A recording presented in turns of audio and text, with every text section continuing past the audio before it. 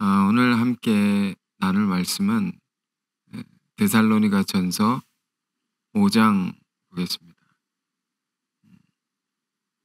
5장 16절에서 22절 보겠습니다.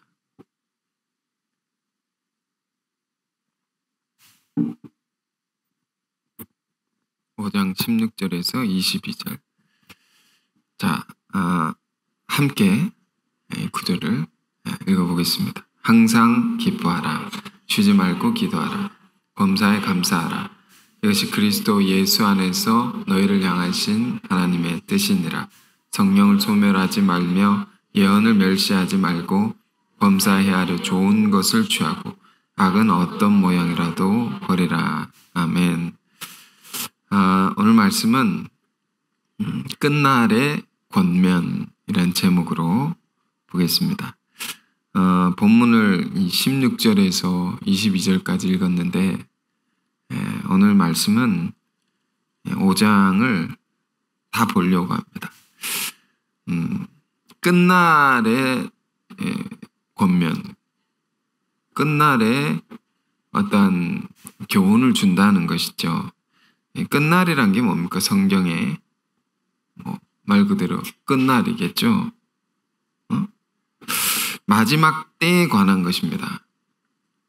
성경은 우리에게 우리 삶에 부딪히는 그런 문제들, 실존적인 문제들에 대한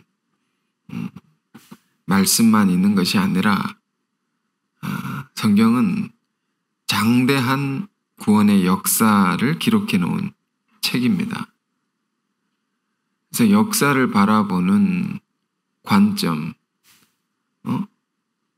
그런 것들이 있죠. 역사관이라고 하는데 역사를 이해하는 법, 바라보는 관점, 이런 것이 있지 않습니까? 우리 예수 믿는 사람들은 역사관이 어떤 것입니까? 그건 시작이 있고 끝이 있다. 이 직선 시작이 있고 끝이 있죠. 나는 알파와 오메가요. 처음과 나중이라. 계시록 말씀처럼. 그렇지 않은 역사관도 있죠. 순환한다면 죽어서 자연으로 돌아가고 다시 다른 곳으로 태어나고 이렇게 역사를 이해하는 사람들이 있는데 성경은 그렇지 않아요. 다 시작이 있고 끝이 있다. 하나님께서 이 세상을 향한 아주 분명한 계획을 가지고 시작하셨고 또 그 계획을 다 이루게 되는 한 날이 온다라는 것입니다. 그 마지막에 이루게 되는 한 날, 마지막 때라고 합니다. 우리 믿는 자들은 이 때를 잘 알아야 하는 것이고 이 때를 준비하면서 살아야 된다. 그러니까 우리 개개인의 삶도 마지막이 있지 않습니까? 죽음이라는 그 때를 알고 지금을 살아야 되는 거죠. 그게 지혜로운 인생이라고 했죠. 역사도 마찬가지예요. 성경의 역사도 마지막 때가 있다. 그걸 알고 그 때를 준비하는 그런 인생을 우리가 살아야 한다. 그런 신앙이 되어야 된다. 데살로니가 교회에 주는 사도의 편지를 우리는 보고 있습니다. 이 데살로니가 교회는 어떤 교회였는가 하면 많은 박해를 받고 고난을 겪었던 교회입니다.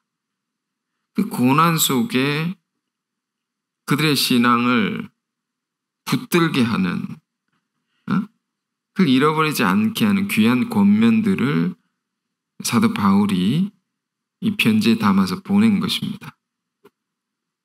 그 교훈들이 뭐냐 하면 소위 말하는 종말론적인 교훈이라고 합니다. 종말론. 마지막 때를 예비하는 교회다. 교회가 우리 교회가 그런 교회가 되어야 하는 것이죠. 그러니까 마지막 때가 가까워 올수록 믿는 자들은 어떻게 살아야 되냐? 세상 사람들, 믿지 않는 자들은 자기 뭐 생각과 주관대로 살겠지만 믿는 자들은 이렇게 살아야 된다. 그걸 가르치는 거죠. 쉽게 말하면 그리스도의 재림의 때가 있다면 재림을 기다리는 성도의 삶의 자세를 이 성경 가르치는 거죠. 제가 지금 갖고 온 성경 개정 성경인데 집에서 읽던 성경에는 그렇게 기록되어 있습니다. 단락마다 이 주제가 적혀 있어서 좀 옛날 성경인데 그렇게 적혀 있습니다. 그리스도의 재림의 때를 기다리는 성도의 삶의 자세 5장의 주제입니다. 그걸 가르치는 거죠. 오늘 사는 우리에게 여전히 중요한 필요한 가르침들이 이 안에 있는 것입니다. 그래서 데살로니가전서 5장 전체를 하나하나 여러분 읽을 텐데 공부하듯이 또 마음에 새기면서 나에게 주는 사도의 권면으로 받기를 바랍니다. 자, 그래서 5장 1절을 보십시오. 오늘 성경 5장을 이렇게 놓고 딴 데 안 넘어가니까 5장을 놓고 이제 말씀 보겠습니다. 형제들아 때와 시기에 관하여는 너에게 쓸 것이 없음은 5장은 이렇게 시작합니다. 때와 시기에 관해서 영어로는 이렇게 되어 있으면 때와 시기를 times and dates 이렇게 되어 있죠. times and dates 시간과 날과 뭐 이렇게 되어 있는데 사실 감이 잘 안 오죠. 원래 이제 시약 성경은 그 헬라어로 쓰여졌기 때문에 헬라어 원문으로 보면 이게 크로노스, 카이로스라는 단어로 기록되어 있습니다. 이 헬라인들은 옛날의 지식인들이죠. 그리스인들. 그 사람들은 시간에 대해서 좀 이해가 남달랐습니다. 시간을 두 가지로 구분해서 이해를 했습니다. 크로노스, 양적인 때가 있다. 일상적인 때가 있다. 카이로스, 이게 질적인 시간입니다. 아주 다른 때다. 특별한 때, 결정적인 때. 시간, 똑같은 시간도 그렇게 구분해서 이해했습니다. 가령 우리 이제 선남, 선녀가 만나서 이제 결혼한다고 해보시죠.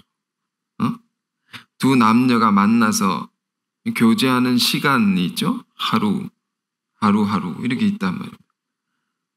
그러다 결혼하는 날이 있단 말이에요. 똑같은 24시간이죠. 그럼 교제한 시간과 결혼한 시간은 전혀 다른 거죠. 아주 특별한 때죠. 예를 들면 그런 것입니다. 성경 결혼 비유가 많기 때문에. 그러니까 하루하루 만났던 교제한 시간은 뭡니까? 이런 시간들이 두 사람이 만나서 교제하는 이런 시간 하루하루 쌓이지 않습니까? 시간을 보내면서 깊어지지 않습니까? 관계가. 그리고 그러면서 결혼이라는 비상적인 아주 중요한 때를 맞게 되는 거죠. 생각해 보십시오. 오늘 만났는데 내일 결혼합시다 이런 사람이 있습니까? 갑자기 결혼하게 되지 않는다.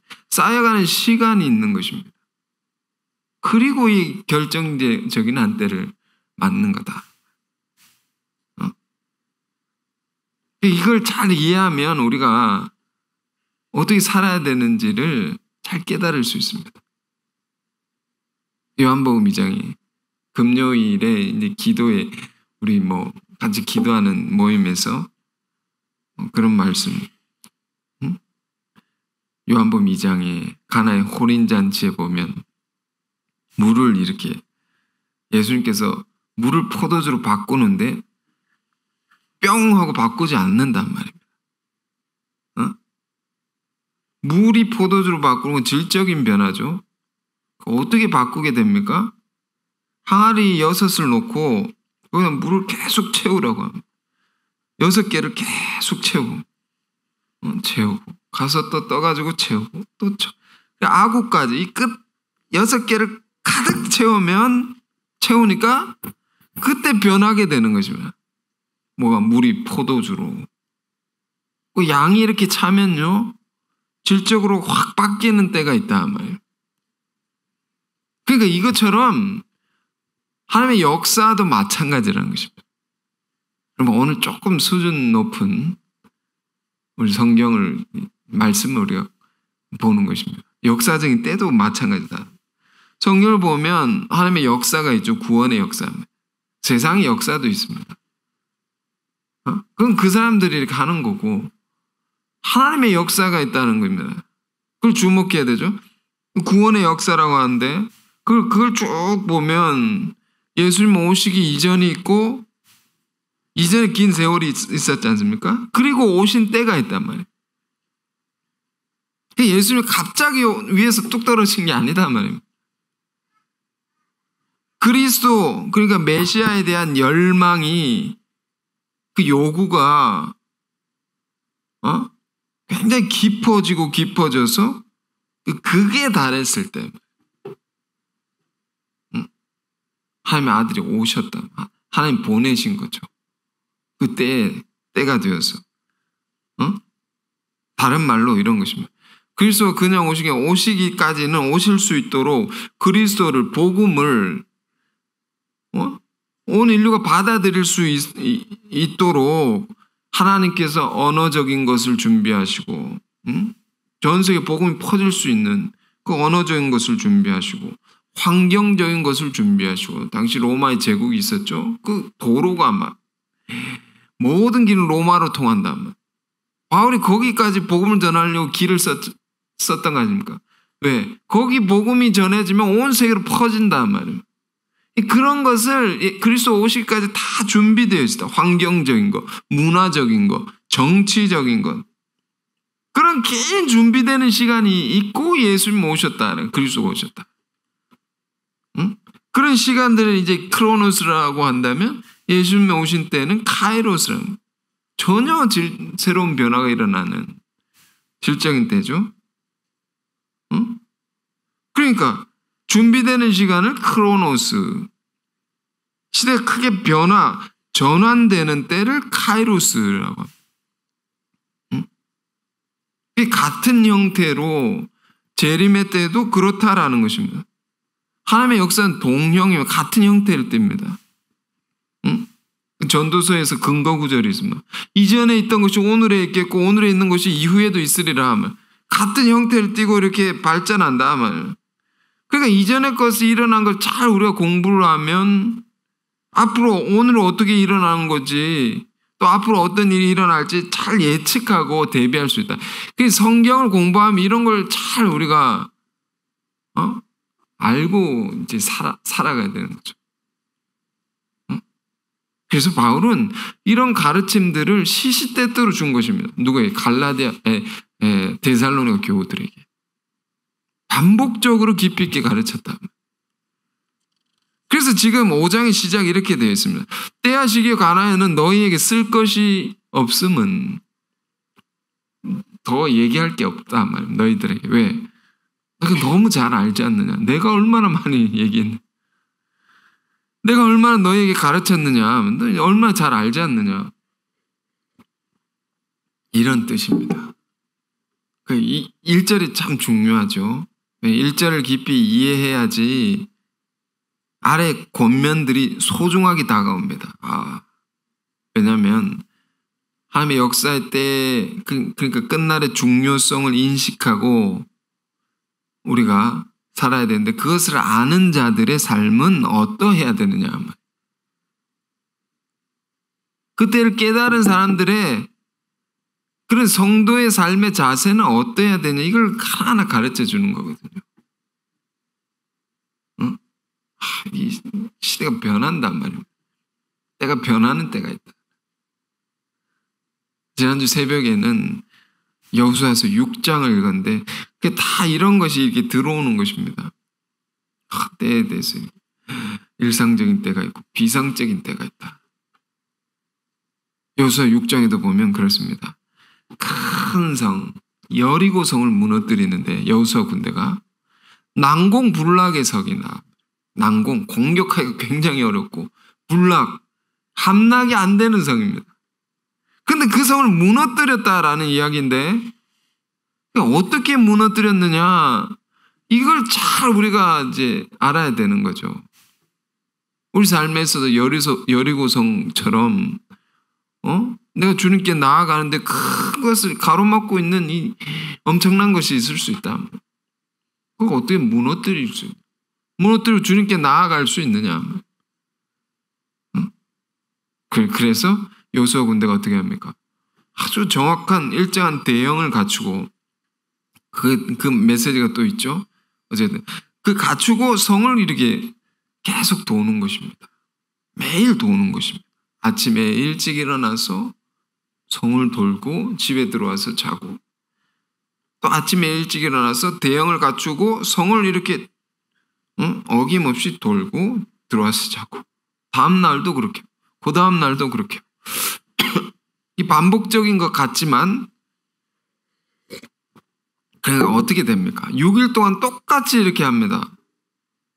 그리고 나서 제7일째는 마지막 날에는 마지막 때에는 이전에 돌았던 횟수를 다 더한 것보다 더 많이 돌겠다. 하루에 7바퀴를 돈다.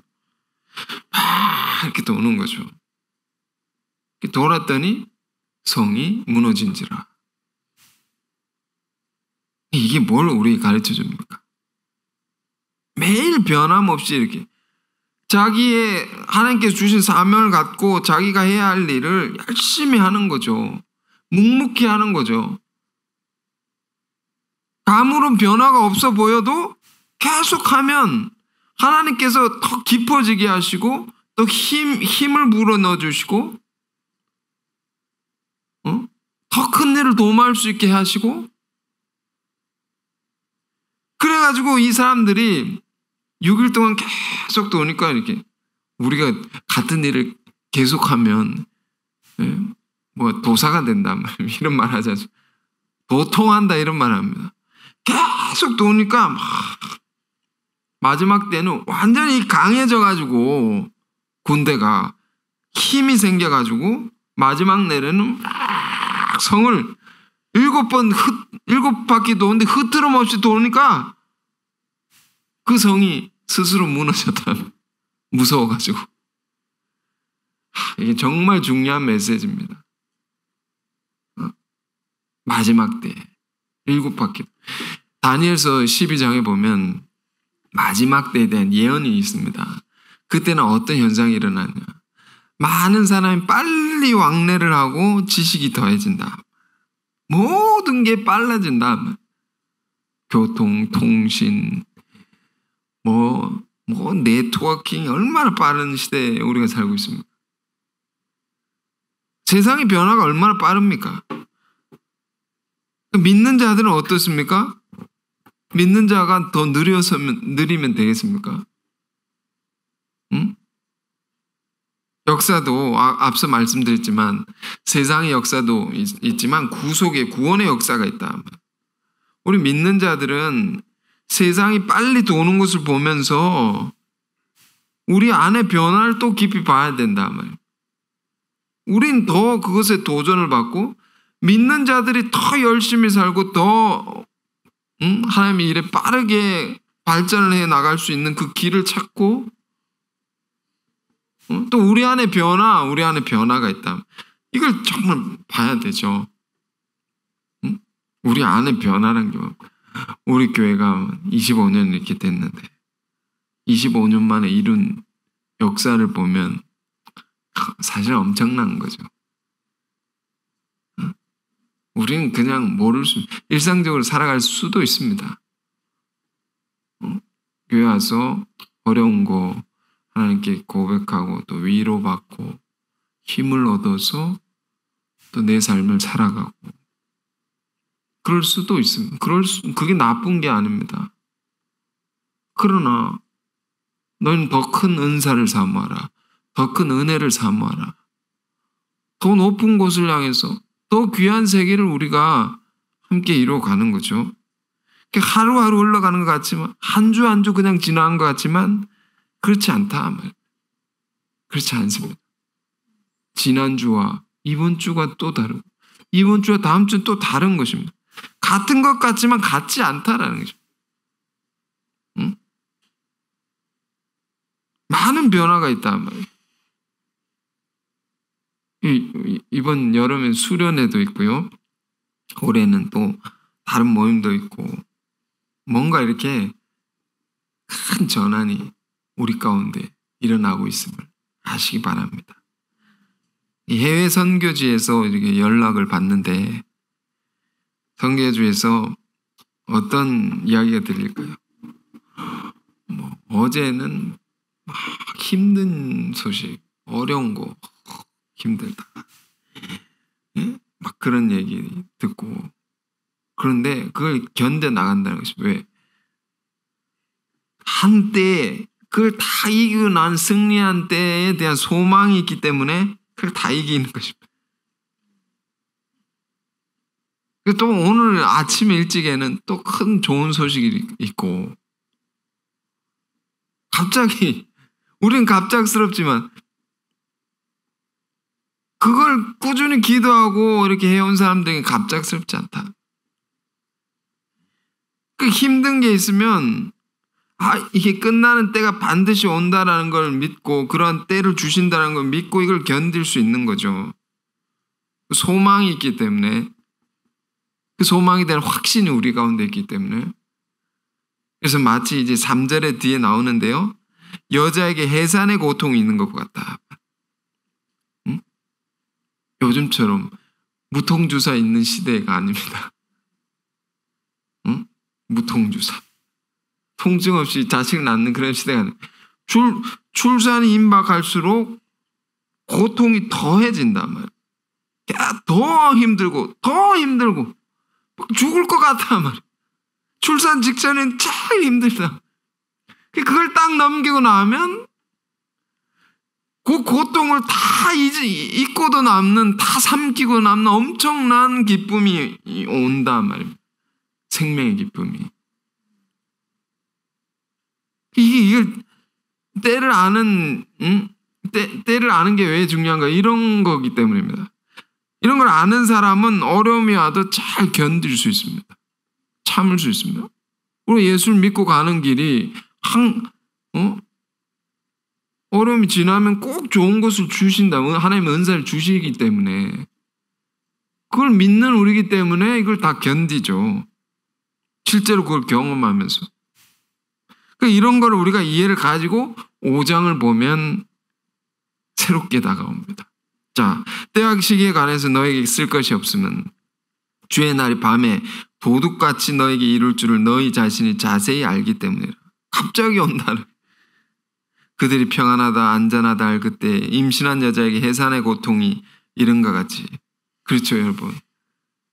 자녀 낳아보신 가정들은 압니다. 갑자기 배가 아프다. 멸망 그들이 갑자기 이룬 결코 피하지 못하리라. 그런데 형제들아, 갈라디아 교우들에게, 믿는 자들에게, 형제들아 너희는 어둠에 있지 아니하면 그날이 도둑같이 너에게 임하지 못한다. 믿는 자들에게 도둑처럼 임하지 않습니다. 이게 참 그렇습니다. 우리가 이제 같은 공간에 있고 같은 시간을 살아도 이렇게 다를 수 있는 거죠. 어떤 이겐 도둑처럼 임하고 갑자기 막 철렁하듯이 임하고 어떤 사람은 올 것이 왔군 이렇게 때를 맞아들이는 자세가 이렇게 다를 수 있죠. 왜 그런 것입니까? 때에 관심이 없이 하나님의 역사와 관계없이 사는 사람들에게는 주님의 날이 하나님의 놀라운 역사의 큰 놀라운 때가 도둑같이 임하는 거죠. 갑자기 임하는 거죠. 난 그걸 생각하고 안 사니까요. 관심 없이 사니까요. 뭐가 바뀌면 깜짝 놀랍니다. 놀란 사람은 사실 회개해야 됩니다. 그러나 하나님의 역사를 늘 생각하고 하나님의 뜻을 생각하고 그것이 이루어지기를 기도하고 소망하며 사는 자들에게는 도둑처럼 임하지 않는다라는 거죠. 그 과정을 다 함께 하는 것이기 때문에 그리고 그날을 준비하는 삶을 사는 것이기 때문에 그런 것입니다. 응? 다 준비를 해야 되죠, 이렇게. 여러분, 우리가 주님의 뜻을 위해서 살아갑니다. 살아갈 때에 정말 우리는 하나하나 이제 꾸준히 해 나가야 되죠. 일을 하든지 뭘 섬기는 것이든지. 응? 쓰임 받기 위해서 자기를 하나하나 만들어 가야 되죠. 작은 것으로부터. 그게 쌓이고 쌓여서 큰 일을 할 수 있는 것이고 큰 것을 이룰 수 있고, 그리고 그 다음 단계에는 더 큰 차원에서 또 하나하나 꾸준히 해 나가면 또 더 큰 것을 할 수 있고, 그렇게 단계적으로 이렇게 가는 겁니다. 하나님의 역사는 그렇게 발전하는 것입니다. 근데 아무것도 안 하면 쌓이는 게 없다. 그게 없으면 발전도 없는 것입니다. 응? 창세기 1장을 몇 달 전에 이렇게 보는데, 창세기 1장을 보면 하나님이 창조를 하십니다. 하나님이 이 세상 창조에 대한 기사가 1장에 나옵니다. 진화론, 창조론 그런 걸 떠나서 하나님이 어떻게 창조를 하셨느냐, 그걸 가만히 공부를 해보면 6일 만에 뿅 해서 세상을 뚝딱 만들어낸 게 아니다라는 거죠. 가만히 보면요, 작은 단계에서부터 하나하나 만드셨다.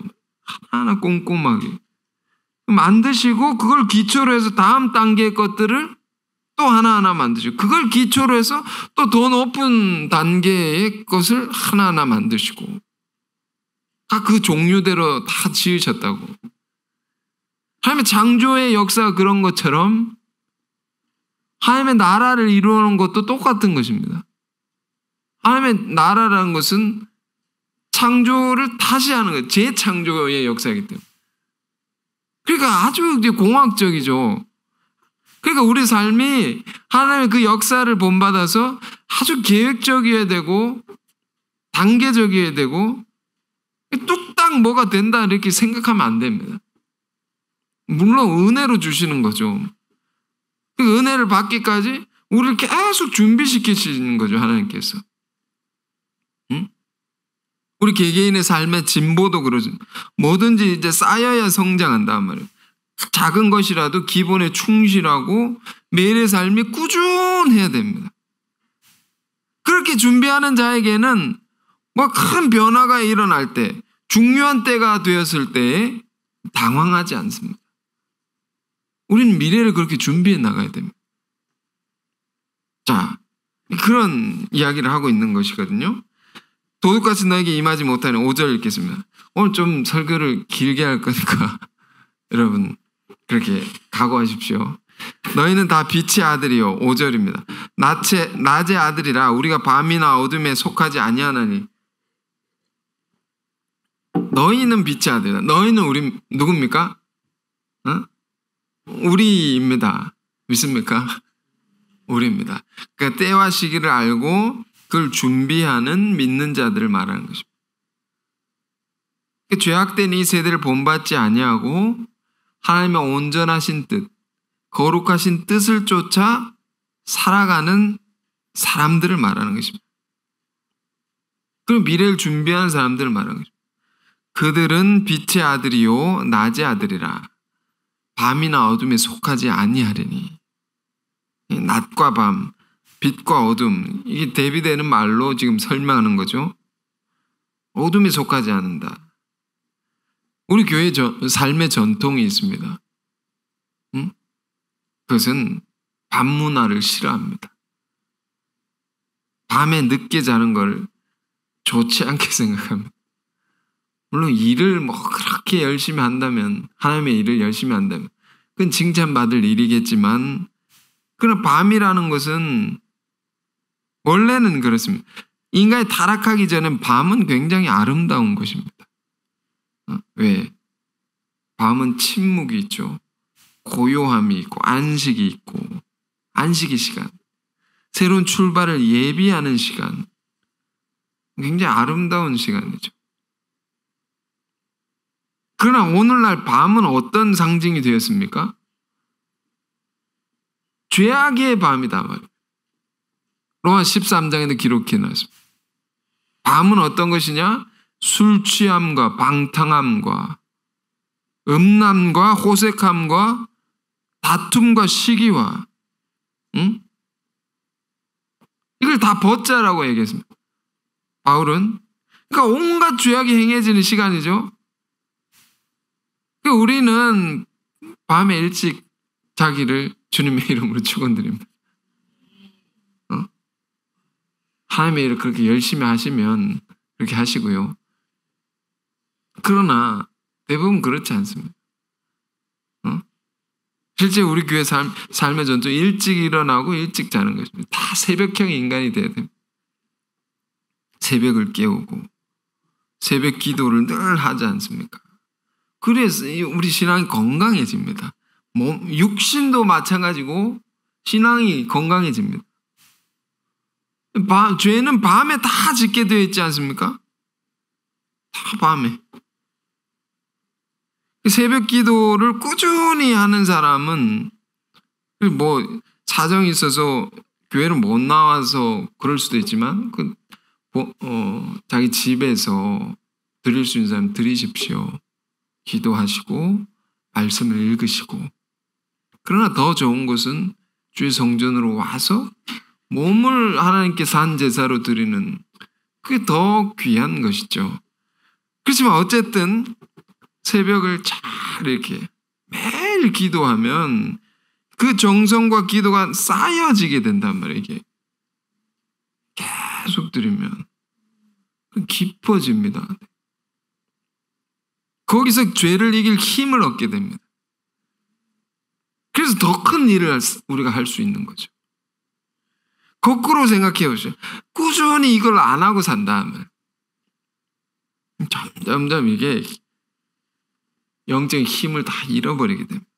점점점 잃어버리다가 믿음이 뚝 떨어집니다. 그러니까 이렇게 올라갈 수도 있지만 이렇게 뚝 떨어지고 이렇게 할 수 있습니다. 이렇게 될 수도 있습니다. 하나님 교제한 시간이 없는데 어떻게 우리가 죄를 이길 힘을 어디서 얻겠습니까? 그러다가 떨어지고 일탈을 하고 믿음에서 벗어난단 말이에요. 하나님과 관계가 없어진단 말이에요.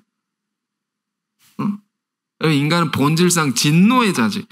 늘 죄를 짓기 쉽습니다. 우리가 인간이. 자기를 과신하면 안 됩니다. 그러므로 우리 신앙의 훈련이 늘 필요한 거죠. 필요하면 훈련이. 바울은 교우들에게 그런 걸 가르치는 것입니다. 작은 것에서부터 꾸준히 해나가야 돼요. 그 중에 우리 새벽 기도가 제일 중요합니다. 새벽에 첫 시간, 제일 첫 시간, 딴 거 안 하고 하나님께 먼저 드리잖아요. 11조를 먼저, 물질을 첫 것을 하나님께 먼저 드린 거죠. 먼저 드리면 다 하나님의 것이 되고 다 하나님의 통치를 받아서 다 귀하게 쓰여지고 우리 인생도 마찬가지. 첫 시간을 잘 드리면 하루의 삶이 다 하나님의 삶이 되고 하나님의 뜻을 위한 우리의 헌신이 되고 그 삶을 하나님 다 기뻐 받으실 수 있는 삶을 살 수 있다라는 거죠. 그래서 작은 것도 꾸준히 새벽 기도와 말씀 보고 지금 데살로니가전서 5장이 그런 말씀. 실제 신앙의 삶을 우리가 어떻게 살아갈 것인가 실천적인 교훈을 주는 것인데 이걸 잘 따라가 살면 굉장히 신앙이 건강해지고 힘이 있어지고 그리고 주님의 역사에 크게 귀하게 쓰일 뿐만 아니라 주의 날을 잘 예비할 수 있다. 6절 보겠습니다. 그러므로 우리는 다른 이들과 같이 자지 말고 오직 깨어 정신을 차릴지니라. 잔다는 게 뭡니까? 신앙에 잔다 말이에요. 잠들어 있다. 깨어 있는다는 건 뭡니까? 깨어 있다는 것은 우리가 때를 알고 하나님의 뜻을 알고 그것을 쫓아 사는 삶을 말하는 것입니다. 그 믿는 자들이 예수를 믿는 자들이 믿었단 말이에요. 하나님의 뜻을 알고 그런데 이걸 다 잃어버렸습니다. 그 사명을 다 잃어버리고 이 관계없이 내가 산다. 그걸 잠들어 있다고 표현한 거죠. 누가복음 17장에 예수님이 말씀했습니다. 노아의 때와 된 것 같이 인자의 때도 그러하리라. 역사가 똑같은 일이 일어나는데 노아의 때, 인자의 때, 예수님의 때도 똑같이 일어나죠. 뭐가 똑같았느냐? 사람들이 먹고 마시고 시집장가 들더니 멸망했다. 먹고 마시고 시집장가 한다. 왜 그런다고 멸망을 당합니까? 예수님 말씀 뭡니까? 그걸 하지 말라는, 그걸 해서 멸망당한 게 아니라 그것만 보고 살았기 때문에 멸망을 당했다. 하나님의 뜻과 아무런 관계없이, 구원의 역사와 아무 상관없이, 영이 있는 사람은, 인간은 영이 있는 건데 그 영을 다 소멸하고 하나님과 관계가 뚝 끊어져가지고 엉뚱한 것만 하다가 멸망당했다. 바울은 말한 것입니다. 믿는 자들이요, 그렇게 살지 말아라. 하나님의 은혜를 받은 사람들이요, 하나님의 말씀을 듣고 그 뜻을 알게 된 사람들이요, 그렇게 살지 말아라는 것입니다. 정신을 차려라. 깨어 있어야 된다. 이 세대에 지금 나에게 두신 하나님의 사명이 있고 뜻이 있는 것인데 그것을 알고 그것대로 살아야 된다. 응? 요즘에 이제 기독교 신문을 보면 이슈가 되는 동성애 축제가 여기 서울 광장에서 열린다고 막 반대를 했는데, 그렇게 반대를 했는데 또 열린다고.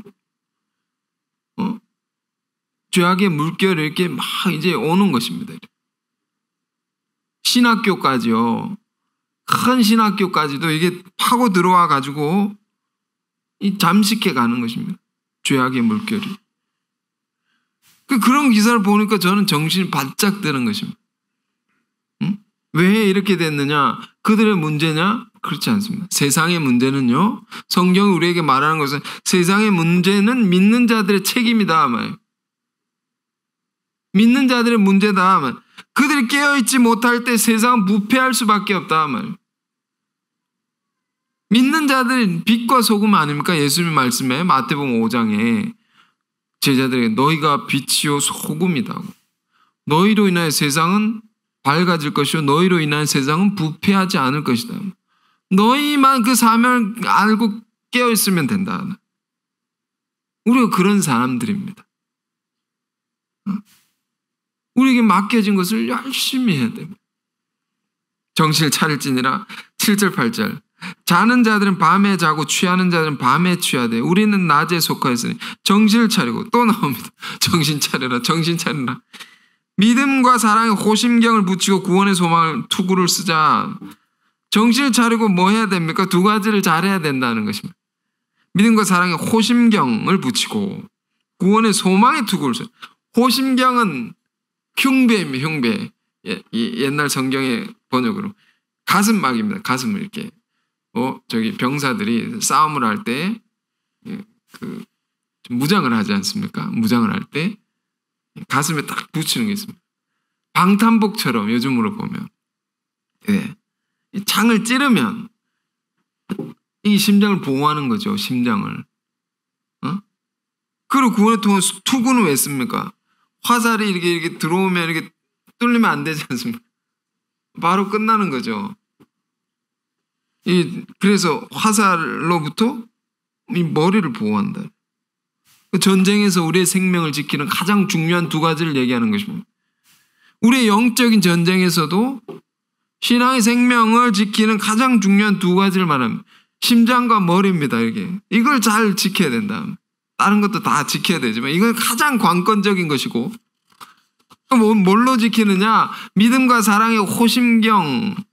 믿음과 사랑의 호심경, 이게 가슴에 딱 붙어 있어야 됩니다. 에베소서 6장에는 의의 호심경, 의의 흉배라고 했습니다. 의라는 것입니다. 의. righteousness. 이 의는 뭡니까? 로마서를 공부해 보면 우리의 마음으로 그리스도의 사랑을 아는 것입니다. 이거는 사랑을 가슴으로 알아야 되죠. 우리 신앙이 이걸 잃어버리면 이게 공격을 당하는 것입니다. 그 사랑은 뭡니까? 대속의 사랑인데 우리가 죄인이기 때문에 죄를 지으면 죄책을 갖게 됩니다. 그 죄책을 갖도록 사단이 찔러 들어옵니다. 네가 이런 짓을 하고도 믿는 자냐? 찔러 들어옵니다. 치명적인 내 안에 죄의 문제를 갖고 찔러 들어오는 것입니다. 그 공격을 방어하려면 이걸 딱 붙이고 있어야 됩니다. 그래, 나는 죄인이야. 그러나 그 죄를 예수님의 피로 다 사해 주셨어. 그 놀라운 사랑으로, 그 사랑으로 내가 지금 살고 있는 거야. 그 사랑을 마음으로 알게 된 것, 내 죄를 속하기 위해 피 흘려 죽으시기까지 하신 나에게 보이신 사랑, 이건 머리가 아니라 이건 가슴으로 알고 이건 늘 가지고 우리가 살아야 된단 말이에요.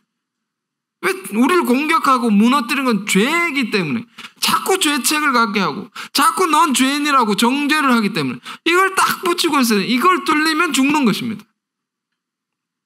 이걸 가지고 영적인 전쟁에 임하라. 그리고 구원의 소망의 투구입니다. 구원의 소망이 뭡니까? 우리 예수 믿고 구원 받았는데 이 구원의 소망의 투구란 게 뭡니까? 이 구원은 로마서 8장 24절이 근거 구절입니다. 여기서 말한 구원은요, 우리가 소망으로 구원을 얻었음에, 소망으로 구원을 얻었다. 아니, 믿음으로 구원을 얻는데요, 이 소망은 뭡니까? 하나님의 나라에 대한 소망입니다. 역사의 구원을 말합니다. 오늘 왜 이렇게 어려운 얘기를 하는지 모르겠지만 그러나 중요한 얘기입니다. 하나님의 나라에 대한 소망, 예수님께서 주기도문에 가르쳤습니다. 뜻이 하늘에서 이룬 것까지 땅에서도 이루어지이다. 땅에 이루어지는 하나님의 나라에 관해서 이게 이루어진다. 이걸 머리에 쓰라는 겁니다. 그걸 늘 소망을 갖고 늘 생각을 하고 살라는 그 초점을 갖고. 어제 어린이부 우리 수련회를 여기서 가졌는데 그 애들 참석하고 나오지 않습니까? 나와서 막 이렇게 신나게 뭐 하고 와서 집에 들어왔는데 물었습니다.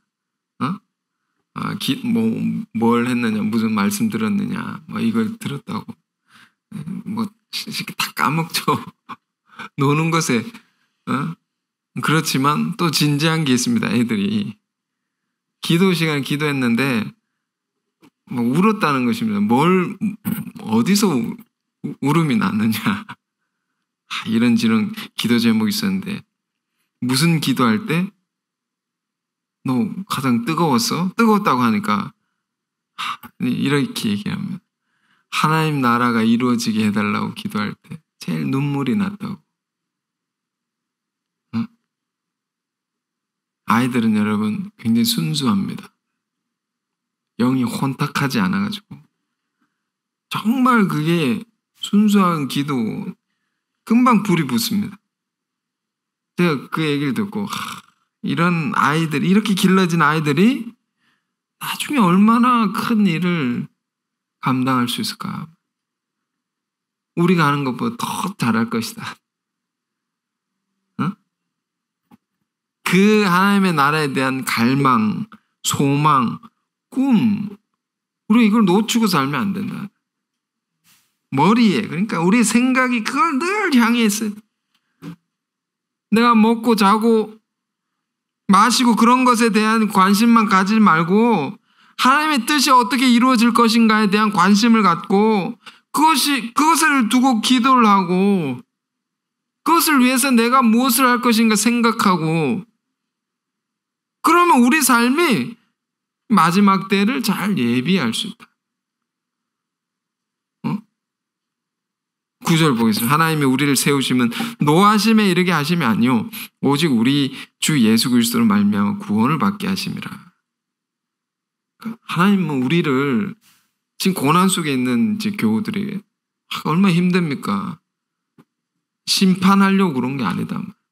우리를 막 괴롭히고 막 두려움에 떨게 만들려는 하는 그런 하나님이 아니다.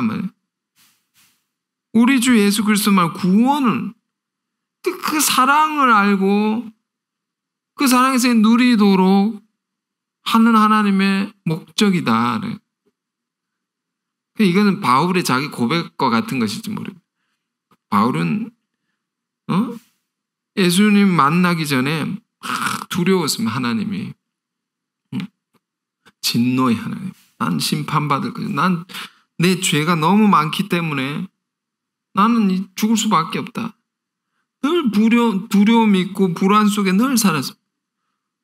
그러니까 성경 읽을 때 구약과 신약이 있지 않습니까? 구약만 계속 읽으면 율법만 알면 하나님 두려워하게 되죠.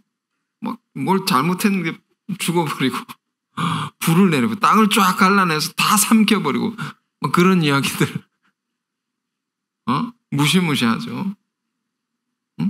그러나 두려움을 가진 신앙은 굉장히 귀한 신앙입니다. 왜? 두려움을 알 때 하나님의 사랑이 얼마나 깊은 것인지 깨달을 수 있기 때문에. 방종하지 아니하고 내가 은혜를 받으면 그 은혜에 감사하면서 더 큰 은혜를 사모하면서 우리가 가야 되지 않습니까? 근데 은혜를 받고 복을 받았는데 두려움을 잃어버리면 막 방종에 빠지고 더 죄를 짓고 그 자유로 그 축복을 가지고 그러니까 그러나 지금 두려움에 사로잡혀 있는 사로잡히진 않았겠죠. 그런 걸 갖고 있는 교우들에게 하나님 우리를 막 혼내시는 게 아니다. 그리스도로 말미암아 구원을 받게 하려 하십니다. 10절 보겠습니다. 예수께서 우리를 위해 죽으사 우리로 하여금 깨어있든지 자든지 자기와 함께 살게 하려 하셨느니라. 아멘. 그리고 이어지는 권면들 쭉 읽어보겠습니다. 그러므로 피차 권면하고 서로가 권면하고 서로 덕 세우기를 너희가 하는 것 같이 하라. 형제들아 우리가 너희 구하노니 너희 가운데서 수고하고 주 안에서 너희를 다스리며 구원하는 자들을 너희가 알고 그들의 역사로 말미암아 사랑 안에서 가장 귀히 여기며 너희끼리 화목하라. 자, 화목하십시오. 또 형제들아 너희를 권면하노니 게으른 자들을 권계하며 마음이 약한 자들을 격려하고 힘이 없는 자들을 붙들어주며 모든 사람에게 오래 참으라. 그러니까 여러분 우리가 부지런해야 됩니다. 주의 일에 열심을 품고 부지런해야 됩니다. 그런 말 들어보셨습니까? 천국에는 노는 사람이 없다. 왜냐하면 이제 마태복음 25장에 보면 뭐 달란트 비유 뭐 이런 데 보면 다 열심히 자기 일을 하고 노는 사람이 없죠. 기쁨으로 그 일을 감당하죠. 열심히. 그리고 약한 자들 힘을 주고 붙들어주고 또 오래 참으라. 신앙은 인내로 결실한다 했습니다. 기도도 그렇고 하는 일도 그렇고 인내. 인내는 연다는 소망을 이루는 줄 알미라. 인내로 소망을 이룬다. 15절 보겠습니다. 삼가 누구에든지 악으로 악을 갚지 말고 서로 대하든지 모든 사람을 대하든지 항상 선을 따르라. 똑같이 하지 말라는 겁니다. 악으로 갚지 말라. 오직 선으로 악을 갚아야 되죠. 선으로 악을 이길 수가 있는 거죠. 그 마지막 때가 되면 어떤 현상이 일어납니까? 악이 극악해집니다. 아주 끔찍한 일들이 계속 나타나고, 왜? 이런 말이 있어요. 악이 최후의 발악을 하는 것입니다. 이렇게 하는 것입니다. 그럴수록 우리는 어떻게 됩니까? 더 선해지고, 더 의로워지고, 더 우리가 부드럽고 온유해져야 됩니다. 그것으로만 이길 수 있다. 그러면서 유명한 말씀이 나옵니다. 항상 기뻐하라. 아멘. 왜? 이 명령형으로 되어 있습니다. 왜 기뻐하라라고 합니다. 우리에게 그럴 만한 이유가 있기 때문에. 구원의 기쁨이 있고 갈수록 영화로워지는 예정된 미래가 있기 때문에. 항상 기뻐. 쉬지 말고 기도하라. 늘 기도. 그러니까 늘 주님의 뜻을 이루고자 하는 그런 간구의 소원을 갖고 그게 이루어지기를. 범사에 감사하라. 이것이 그리스도 예수 안에서 너희를 향하신 하나님의 뜻이니라. 항상 감사해야 된다는 거죠. 그러니까 어떤 사람이 자기 하는 일의 문제로 굉장히 힘들어하는 사람 만나서 대화를 했습니다. 근데 이 얘기를 나눴습니다. 감사해야 됩니다. 바디메오의 믿음의 이야기처럼 바디메오는 어땠습니까? 보지도 못하고 거지였는데 그가 들을 수 있는 귀를 가졌음에 감사하고 외칠 수 있는 입이 있어서 감사하고 자기 안에 부족한 거, 안 되는 거, 힘든 거 보지 않고 주어진 것에 지극히 감사함으로 그 인생이 역전됐다고. 저도 그 어려움이 있을 때 이걸 받으며 믿음을 많이 생각합니다. 내게 주신 것, 이걸 감사하는 것이 강력한 힘입니다. 모든 걸 뚫고 나갈 수 있습니다. 성령을 소멸하지 말며 주신 귀한 은혜를 잃어버리지 말라는 것입니다. 은혜 받은 자가 이걸 잃어버리면 어떻게 되는 줄 아십니까? 바로 육적으로 바뀝니다. 성령으로 변화된 사람이 성령을 소멸하면 창세기 6장에 그들이 육체가 됩니다. 고기 덩어리가 됩니다. 동물이 되는 것입니다. 그러니 성령을 소멸하지 말며 예언을 멸시하지 말고, 우리 예언 사역, 기도 사역 하는 분들 다 기도하는 것들 소중히 여기고, 그럼 기도도 많이 받으시고 하시고 많이 받으시고, 범사에 하루 좋은 것을 취하고, 좋은 것이 있다면 뭐가 좋은 거겠습니까? 그리스도의 문화가 있죠. 진리와 사랑에 관한 것, 선하고 거룩한 것, 발전적인 것, 우리를 살리는 것, 형제를 돕는 것, 좋은 것, 취하고 악은 어떤 모양으로 버리라. 악은 어떤 것이라도 버리라. 최근에 이제 잠시 쉰다고 이제 한강에 갔습니다. 한강에. 이제 시원하게 이렇게 물을 보고 싶어서 갔는데, 강가의 시원함은 좋은데 문화가 다른 것입니다. 분위기가 다른 거죠. 아마 음주에, 가무에, 간음의 문화에 이런 것이 막 느껴져서, 문화, 그리스도가 없는 곳은 다 그런 문화일 수밖에 없는 거죠. 애들 데려갔는데 그걸 흉내 낼까봐 좀 염려가 될 정도로. 가급적이면 강보다는 앞으로 산을 가려고 합니다. 왜? 악은 그 모양이라도 버려. 흉내도 내지 못하게 하라. 모양이라도.